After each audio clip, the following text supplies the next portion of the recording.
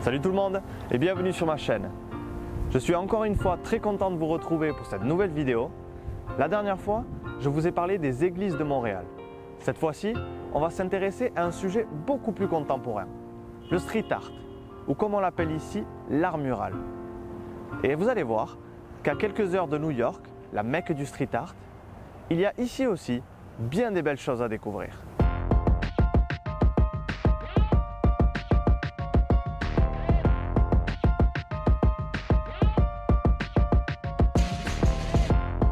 Le graphe, c'est une activité de voyou.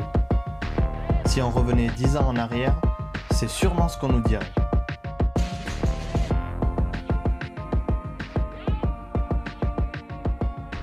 Les Québécois se souviennent peut-être du procès Rodsworth. Cet artiste du street art, arrêté en 2004 et accusé de plusieurs dizaines de chefs d'accusation, pour avoir posé sa marque sur les murs, mais aussi les sols de la ville.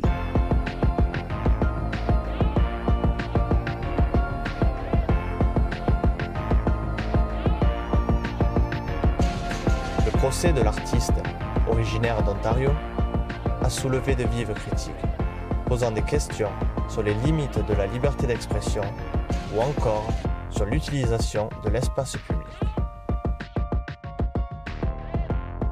À la suite de son procès, l'artiste Rodsworth, de son vrai nom Peter Gibson, a finalement été acquitté. Et ce qui est incroyable, c'est qu'avant même la fin de son procès, la ville de Montréal lui proposait déjà des contrats, notamment pour ce jeu d'échecs Place Gamelin.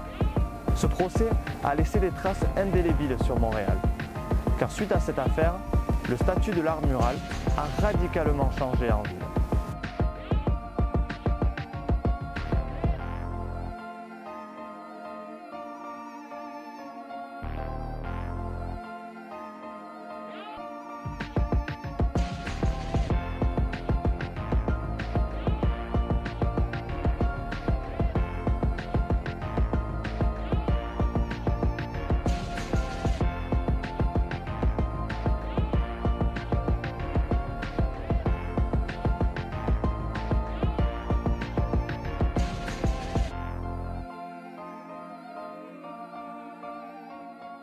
Cela ne fait donc pas si longtemps que l'art mural n'est plus considéré comme étant l'œuvre des voyous. Et à Montréal, on en est même plutôt fier. C'est pour cette raison qu'on se retrouve ici, juste à côté du boulevard Saint-Laurent. Le boulevard Saint-Laurent, c'est un peu le lieu de rassemblement des artistes.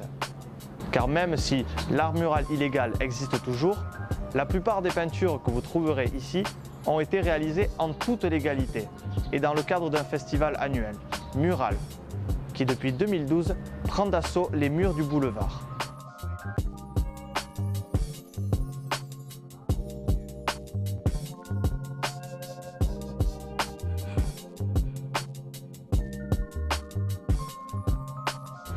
La durée de vie d'une peinture sur le boulevard Saint-Laurent peut être relativement courte, car avec l'édition annuelle du festival Mural, certaines de ces œuvres sont vouées à disparaître, pour laisser place à de nouvelles œuvres réalisées par de nouveaux artistes.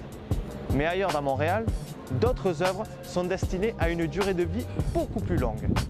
C'est le cas de l'une des plus connues de Montréal, celle de Léonard Cohen, qui est juste incroyable. Elle a été réalisée par le collectif MU. Le travail de MU ne se résume pas à Léonard Cohen. Et on retrouve les peintures de ce collectif un peu partout dans Montréal.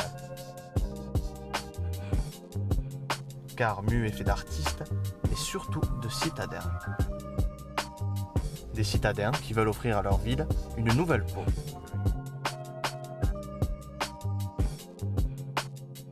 Pour que même pendant les longs hivers canadiens, on puisse se dire que cette ville est belle.